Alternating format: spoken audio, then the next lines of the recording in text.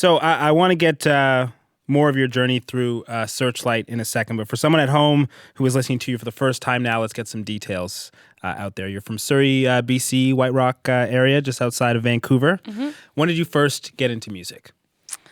Well, I have been singing forever. Like, singing has been a part of me for my whole life.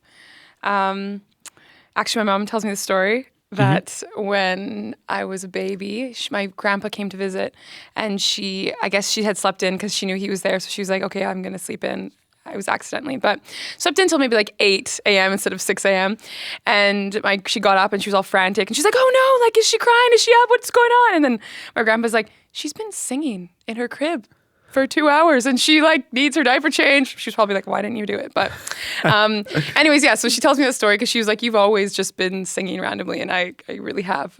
So you weren't exaggerating when you said you've been singing forever. Forever. Yeah.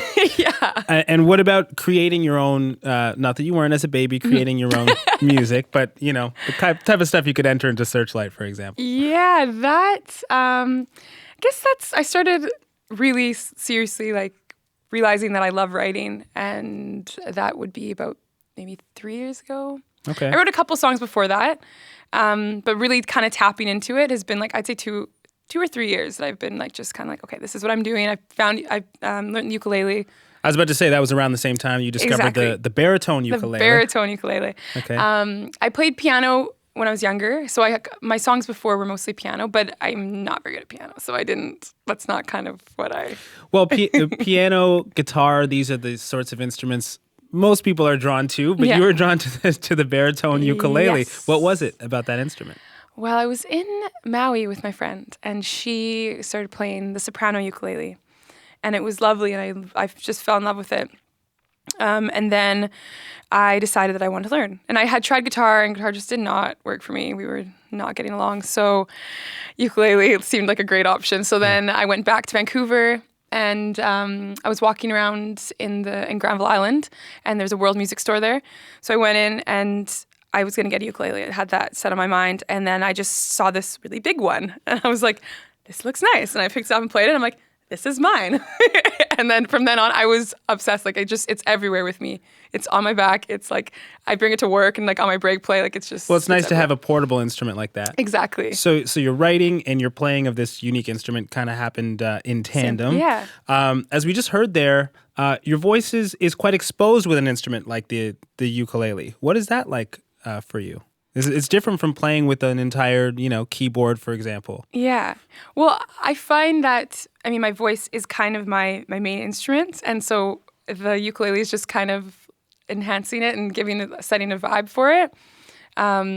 So, yes, I guess exposed. So you don't mind putting your voice out there, and your lyrics are very much at the forefront, too. Yeah, and that's the thing. I love telling stories. So I like that. That's exposed because I'm hoping that people are listening and picking up what they need from either the words or just the feelings from the voice. And the ukulele together. But yeah. Mm-hmm. In terms of exposing yourself, our crack research team did a deep dive into your YouTube channel. Discovered you've been posting covers of big pop songs for many years now. Five years. Beyonce, Jason Mraz, Jackson 5.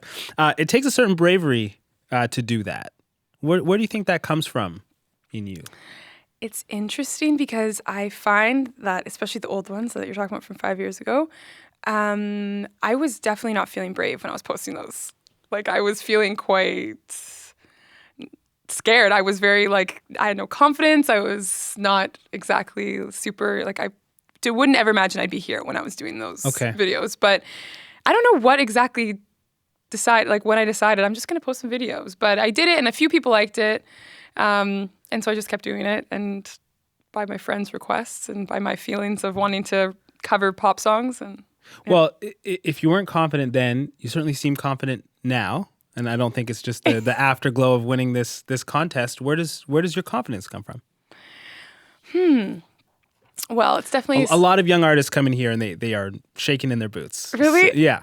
That's why I ask, yeah. Yeah. I guess I feel like to some extent I am kind of shaking in my boots at some extent. But I think when I became more friendly with myself, like when I really took time to figure myself out, which I still haven't quite done, but just being comfortable with like who I am and accepting that this is my voice, this is my sound, this is my look, this is who I am. It's not going to change unless I decide I want to change it.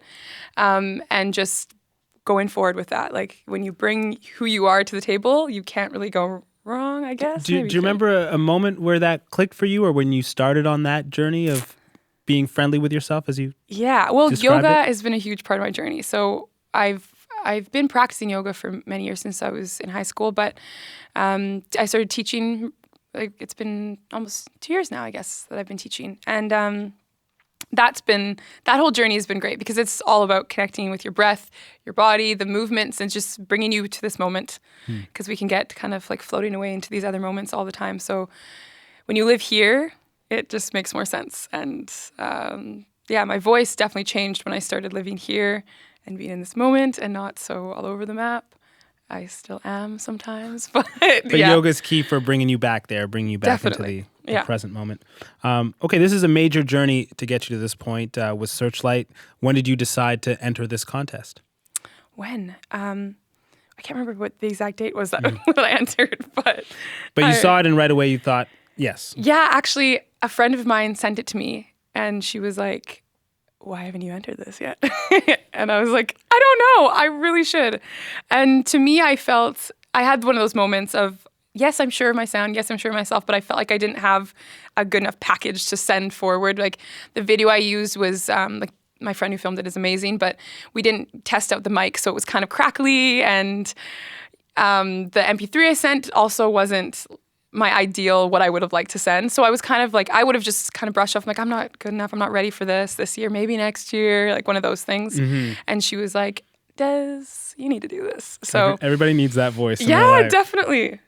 So you told my producer that you wanted to enter Searchlight to reconnect with your home, to reconnect with Canada. Yeah. In a way. What led to your feelings of disconnect from Canada? Yeah, so this is also something I don't talk about often. I'm just learning to start bringing it forward because it's part of my story and a lot of other people's story. But I grew up in White Rock,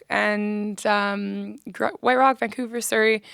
And I just I felt it's not the most diverse. Like I've lived on the West Coast for a while, so okay. I know what you're talking about. You get it? Yeah. So there was not very many people of color in my group of friends or even at my schools growing up, and it really affected me, and I just got to a point where I was like, I don't feel welcome here. Really, I don't feel like this is home, and that was kind of sad because this is Canada's my home, Vancouver's my home, White Rock's my home, but I felt very kind of like I was being pushed out for some reason, and no one was like directly saying you need to leave, but I just realized that it's a lot less open and a lot less diverse than it wants to think that it is.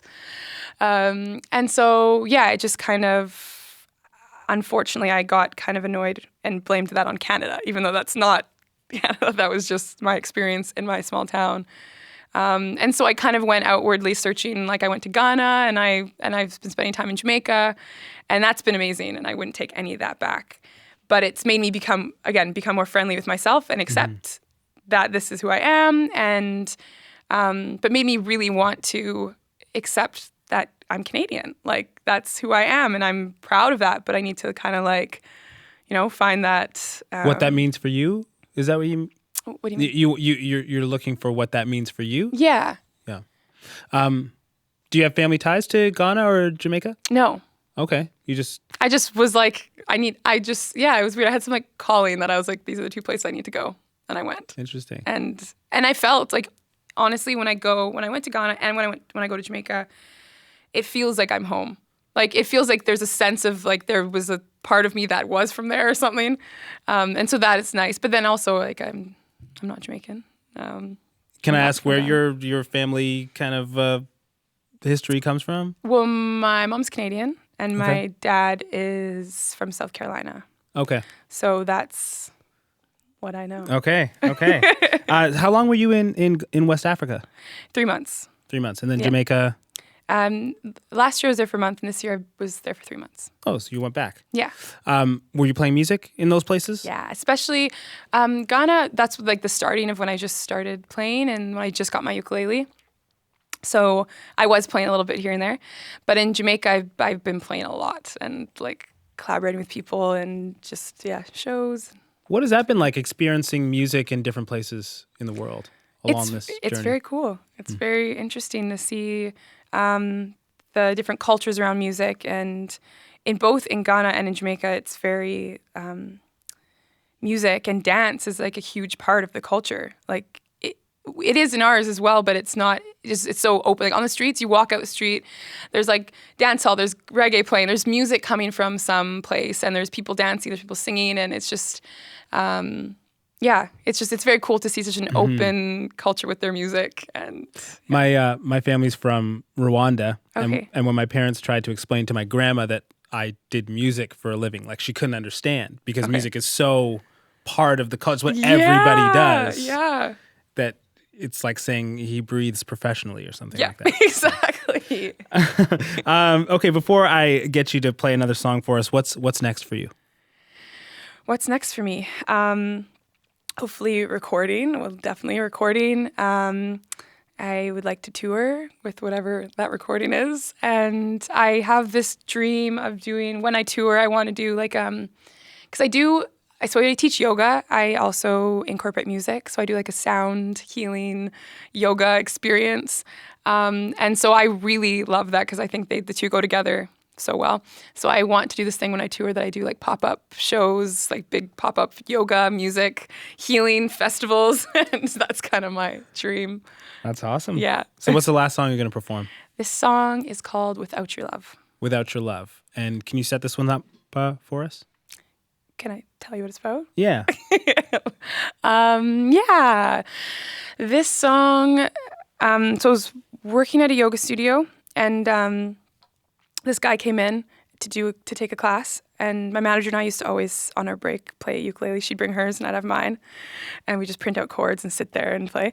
And this guy came in with a really nice soprano ukulele, and he was like, "Do you mind holding this for me while I do a class?" I was like, "Nope." No, not at all. And he's like, "You can play it." So I just picked it up, and it was such a beautiful sound, and I just like, I don't know what happened. Something just came over me, and my fingers was like, "Dow, dow, dow, dow," and the song just happened, and then I just started singing "Without Your Love." It just happened, and then it just became a song, and That's great. That's Without Your Love. Okay, Desiree, I'm going to send you back over there to perform that for us. All right. Thank you very much.